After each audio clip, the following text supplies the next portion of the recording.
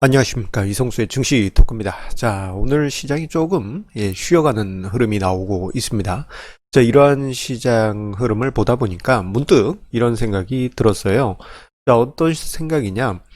자, 과연 투자자들에게 가장 좋은 시장은 무엇일까? 최근에 3월 말 이후부터 전개된 강한 상승세와 같은 폭등장이 투자자들에게 좋을까? 아니면은 기회를 만들어주는 폭락장이 좋을까? 아니면 완만하게 상승하는 장이 좋을까? 자, 이 부분을 곰곰이 생각해 보는 시간을 가져봤습니다. 좀 이러한 증시 토크 주제는 조금 어색하게 느껴지실 거예요. 왜냐하면은 시장이 상승하면 무조건 따봉이지라고 생각하실 수 있지만 시장이 상승하는 속도, 상승이든 하락이든 그 속도에 따라서 투자자들에게 수혜가 전해지는 정도가 틀립니다. 그래서 우리가 앞으로의 시장을 볼 때 어떤 시장이 전개되더라도 마음의 여유를 갖자라는 취지에서 오늘 증시 토크를 준비를 했습니다. 자, 개인적으로는 천천히 나가는 시장이 좋습니다. 자, 왜 그런지 그 이유 함께 들어봐 주시죠. 자, 최근에 보게 되면은 단 두 달, 석 달 만에 증시가 폭락장과 폭등장을 모두 경험했습니다. 3월에 폭락장 그리고 4, 5월 달에 폭등장을 경험을 했어요. 자, 이 장 속에서 자, 여러분들 혹시 어떤 시기 때 마음이 편하셨습니까? 폭락장일 때 아유, 마음이 아프죠. 하지만 개인적으로는 폭락장일 때 시장에 참 좋은 종목들이 헐값에 던져졌기 때문에 저는 오히려 기회라고 생각을 했습니다. 그래서 한편으로는 이거 오히려 더 큰 기회장이 열렸네 라면서 흐뭇한 부분도 있었어요. 자, 반대로 4, 5월 같은 폭등장, 이게 마음이 편할까요? 그럴 수도 있습니다.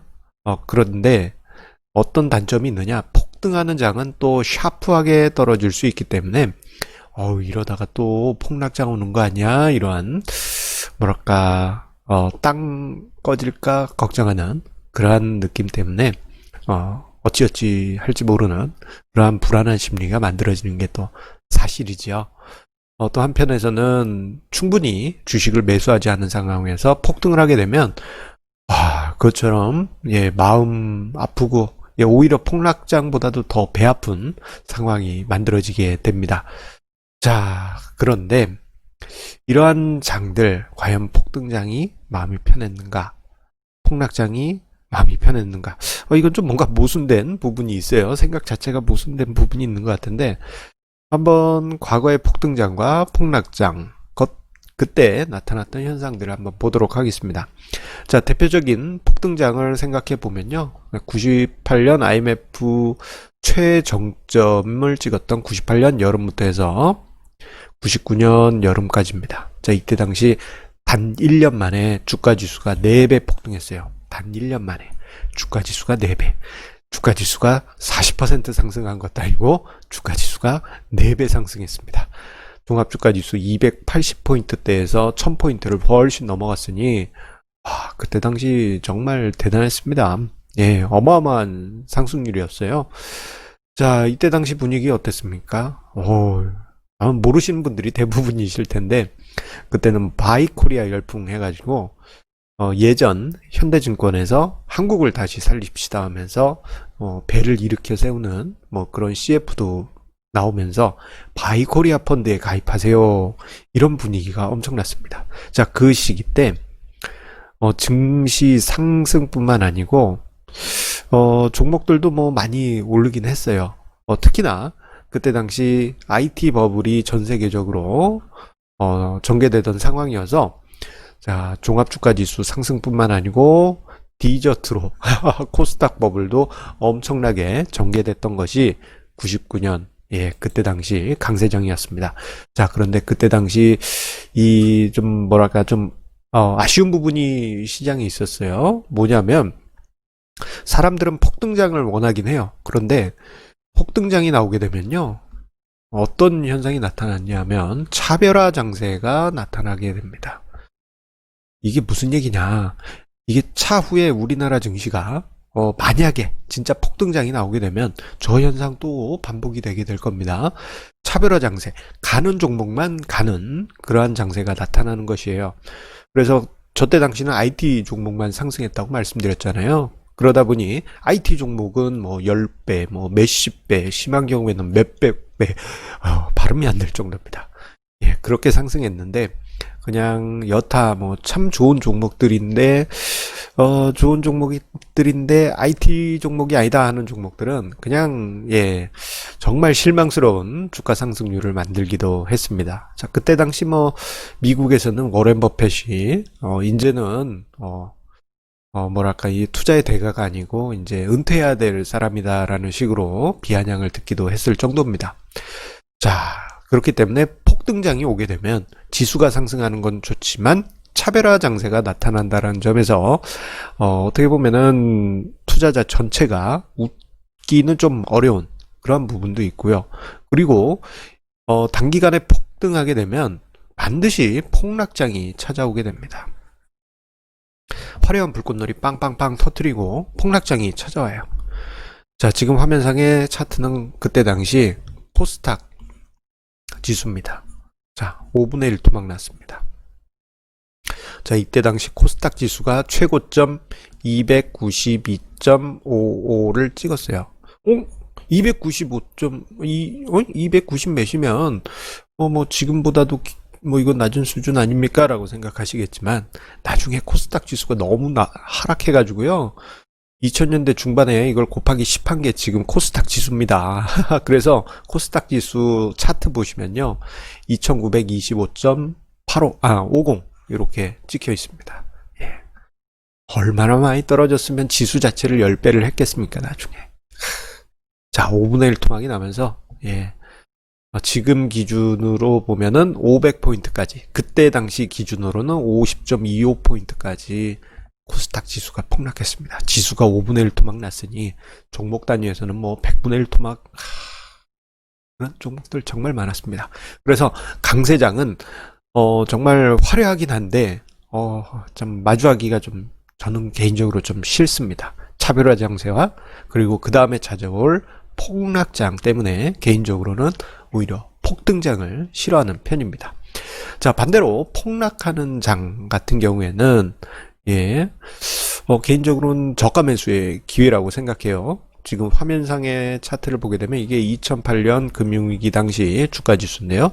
자, 그때 증시가 대폭락한 이후에 정말 헐값에 던져진 메이커 떨이떨이 예, 싸게 던져진 종목들 헐값에 매수해서 포트폴리오 재편하는 기회로 가졌습니다. 보통 개인 투자자분들 보면 손해 나면은 이거 뭐 포트폴리오 재편의 기회지만 내 종목이 손실이에요 하면서 뭐 이러지도 못하고 그러신데 그냥 다 털고 새로운 종목으로 갈아타세요. 예. 오히려 폭락장이 그래서 반가운 겁니다. 그래서 새로운 포트폴리오 풀을 짜서 그 다음부터 기분 좋은 상승을 맞이했어요. 그래서 폭락도 예, 한편으로는 저는 괜찮다고 봅니다. 그런데 이게 또 실제 현실에서는 가까운 지인들, 가까운 뭐 같이 투자 철학을 공유하신 분들이 예, 지금 화면상의 사진처럼 괴로워하시는 상황을 마주하게 되죠. 자, 뭐 괴로워하는 정도가 아니고 예, 날카로운 말을 던지시는 분들도 많이 있습니다. 그래서 폭락장이 나오면 저가에 살 수 있는 기회긴 하지만 예, 좀 심정적으로는 무거운 것이 사실입니다. 자, 그래서 저는 개인적으로는 천천히 그리고 꾸준히 상승하는 장이 좋습니다. 대표적인 시기가 바로 2003년부터 해서 2007년까지의 상승장이에요. 이때 당시 연 단위로 보면은 제법 크게 상승하긴 했지만 99년처럼 뭐 광적으로 이렇게 튄 건 아니에요. 자, 99년 장 같은 경우에는 98년 여름부터 해서 4배 가까이 상승했지만 자, 이때 당시는 2003년부터 해서 2007년까지 거의 만 4년? 예, 만 4년이나 걸려서, 예, 그제서야 4배 가까이 지수가 상승했습니다. 예, 연 단위로 많이 오른 게 맞지만, 폭등 수준은 아니었던 것이죠. 자, 폭등이 아니다 보니까 어떤 현상이 나타나느냐? 종목 단위로 순환하는 그런 현상이 나타납니다. 그래서 이때 당시 상승장 초기에는요, 삼성전자, 현대차, 뭐 이런 종목들이 먼저 이렇게 쭉쭉 돌다가 그 다음에 뭐 조선, 철강 뭐 등등 해가지고 뒤은 다른 종목들이 시세가 분출이 되고 거기서 그친 게 아니고 그냥 종목들이 다 올랐어요. 그냥 다. 그러다 보니까 물론 그때 손실 보신 개인 투자자분들도 계시겠지만 생각 외로 그때 당시 정말 많은 개인 투자자분들이 플러스 수익률을 내셨던 게 2003에서 2007년 당시 장세였습니다. 모두가 웃을 수 있는 장인 것이죠. 자, 천천히 꾸준히 상승했기 때문에 그것이 가능했던 것입니다. 자, 그리고 개인적으로는 2011년부터 해서 2017년 당시 횡보장인데 그때 당시 정말 완만한 상승 횡보가 있었죠. 자, 그때는 정말 천천히 이건 뭐 상승하는 거야 막 싶을 정도로 시장이 흘러갔는데 그 시기 때 많은 투자자분들은 오히려 지수를 볼 땐 지쳤어요. 왜냐면은 지수만 보면은 뭐 이게 뭐 연 단위로 보면 들쑥날쑥 하긴 했거든요. 그런데 2011년 연말부터 해서 2016년 연말까지 지수가 10% 상승했습니다. 어쨌거나 상승을 했어요. 여기에 이제 배당 수익률 추가하면은 더 됩니다. 수익률, 투자 수익률 자체는. 자, 그런데 요 시기 때 어떤 현상이 있었느냐? 앞서 언급드릴 때 폭등까지는 아니더라도 상승장이 지속되게 될 경우에는 종목이 순환한다라고 말씀드렸잖아요. 자, 이렇게 완만한 상승세가 몇 년에 걸쳐서 지속되다 보니까 종목 순환이 매우 다양한 종목군에서 뭐 한 해는 요 종목군들이 쭉 올랐다가 한 해는 요 종목군들이 오르는데 요쪽에 먼저 올랐던 애들이 잠시 쉬고 그리고 또 다른 종목군들이 또 오르고 이런 순환들이 반복이 됩니다. 자, 그러다 보니 이 시기 때 은근히 가치 투자자, 저 같은 가치 투자자에게는 정말 기회의 시기였습니다. 고른 종목이 상승했기 때문입니다. 자, 그렇기 때문에 개인적으로 완만하게 그리고 꾸준히 상승하는 장이 더 좋다고 보여집니다. 자, 이제 2020년 지금으로 오도록 하겠습니다. 앞으로의 시장 어떻게 전개될지는 몰라요. 개인적으로는 완만하게 천천히 상승하는 그러한 장이 찾아오길 바랍니다. 지금 과거에 상승장 직전에 나타났던 공통적인 현상처럼 유동성이 시장에 급격하게 늘고 있습니다. 금융정책으로 인한 완화적 정책, 그리고 심지어는 재정정책을 통해서 각국의 정부들이 돈을 뿌리고 있잖아요. 자, 이러한 유동성 장세는 시장을 궁극적으로 강세장을 만들게 될 겁니다. 자, 그런데 그 과정에서 급하게 달려가는 게 아니고, 자, 증시가 더 멀리, 더 오래 가기 위해서 천천히, 뭐, 쭉 올라가다 한 번씩 이렇게 쉬어주기도 해도 괜찮겠다. 왜냐? 그렇게 페이스 조절을 하면서 가게 될 경우에는 마라톤처럼 멀리 오랫동안 달려갈 수 있기 때문입니다. 멀리 오래 달려가게 되면 다양한 종목이 자금들이 순환하면서 개인 투자자분들 투자하시는 대부분의 종목들이 순환하면서 플러스 수익률을 만들 수가 있어요. 자, 그러한 장세로 펼쳐지길 바라고요. 그런 의미에서 오늘 장중에 시장이 꿀렁했지만 그거 보시면서 뭐 시장이 연속으로 상승할 줄 알았는데 큰일 났네 이렇게 생각하시는 분들이 계신 거 알아요. 오늘 장중에 보시면서 막 심장이 두근거리시는 분들 계셨죠. 자, 다 압니다. 마음 다 압니다. 자, 그런 거에 걱정하지 마시란 거예요. 우리 멀리 길게 보고 투자 함께 이어가시기 바라겠습니다. 자, 한 가지 공지 안내 드립니다. 자, 지난주에 저의 책 부족한 연봉 주식으로 채워라가 개정되어서 나는 주식으로 집 샀다. 리얼 스토리를 기반으로 한 저희 책이 출판이 됐습니다.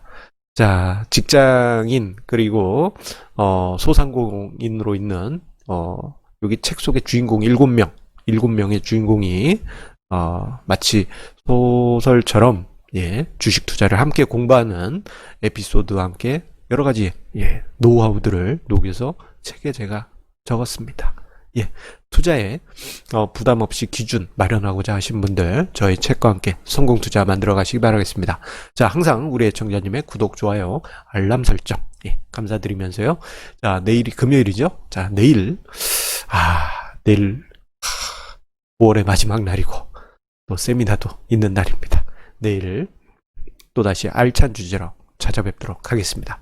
자, 그러면 우리 시청자님들 성공 투자 함께 이어가시기 바라겠습니다.